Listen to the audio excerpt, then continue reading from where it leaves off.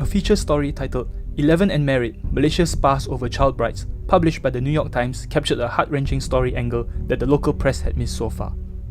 The voices of the wives and children of Che Abdul Karim. A 41-year-old man who is perversely uncompromising in marrying an 11-year-old girl known by most as Ayu. According to one of his wives, Che Abdul Karim, despite his wealth, had never provided enough money to care for his 4 children with her, where one child was diagnosed with spina bifida.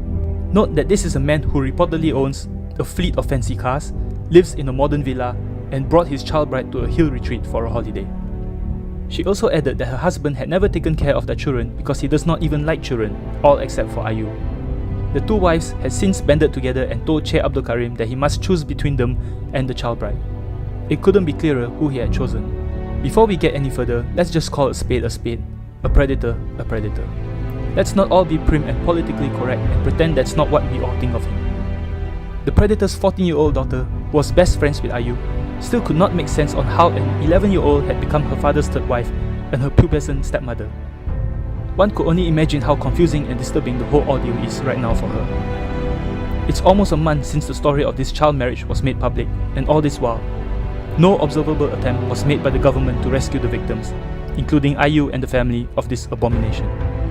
So far, the only response we got from our Minister of Women, Family and Community Development is to not lynch this degenerate on social media based on how we feel about the issue. Wan Azizah, have you forgotten entirely the commitment you made to all Malaysian women in your manifesto?